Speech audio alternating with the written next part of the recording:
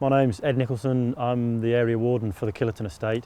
This is a fairly typical entrance to a badger set. And you can see the red Devon sandstone that's fairly typical of the Killerton estate.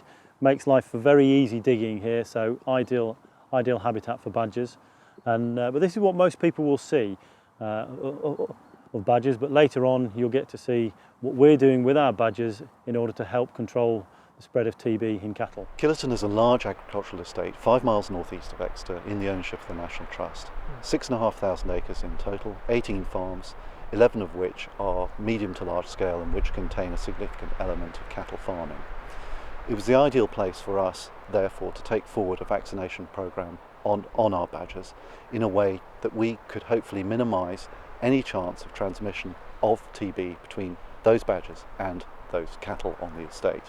Our chief partners in this are Fera, the Food and Environment Research Agency. Based at Woodchester Park, they've been undertaking a very long-term study of badgers and TB in badgers since the late 1970s. They're going to be working as our contractors, undertaking the survey, pre-baiting of traps, trapping of badgers and injecting, which we'll undertake on a 4-year programme every spring. And in that way we hope to catch especially the younger badgers as they come up through the ranks, as it were, of the herd, and develop a degree of herd immunity amongst the badgers that by the end of the 4 years will result in a significantly decreased risk of transmission of bovine TB from the badger population into our tenant farmers' cattle.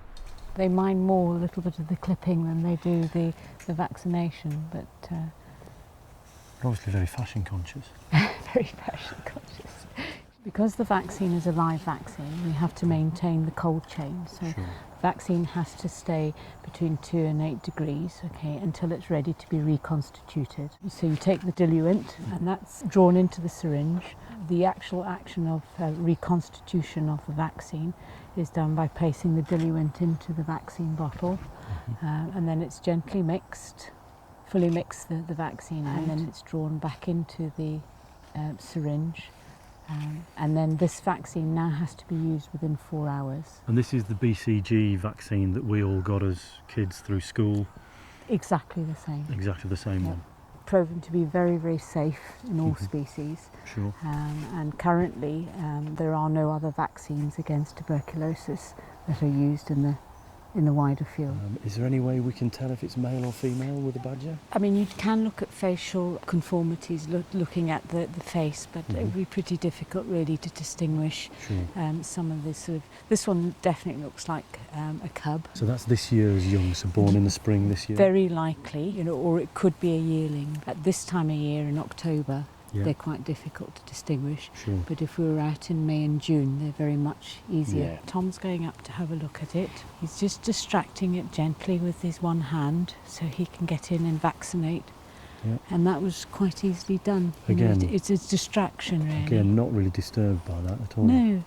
I think the thing for people to remember is if they've taken their dogs and cats to the vets, how often the dogs and cats jump. This is a similar sort of thing, you know. A little bit of distraction in front. Yeah.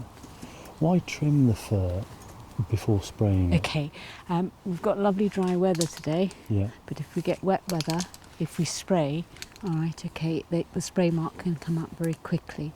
So we when we started to do this, we realised that by clipping the fur it was a lot easier, because we could come back in a couple of days, not see the spray mark, but see the clip mark.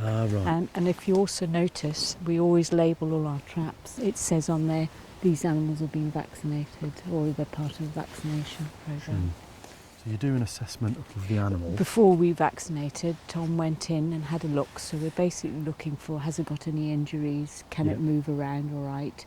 You know, is it breathing okay? That's, you know, those are the sort of things that we're looking at. So basically that trap now, that'll be set again tonight? Yes, that's correct. And we trap for 2 nights? That's correct, yes. On each area? Yes, these are what we call the wickets, which are just deposited. And that's it. And then obviously we release the traps, shutting them down again. Before we move on to the next set, okay, we go through a disinfection process, all right, okay, so any equipment that we've used around the trap or in the trap, like the wickets, okay, are cleaned down. This is obviously to prevent any cross contamination between Sure. traps and badgers. So the wickets and the equipment are cleaned, okay, and then we also go through a process where we'll spray down the boots and the vehicle wheels, and we use the same disinfectant that is used with livestock. It was really good to see it firsthand.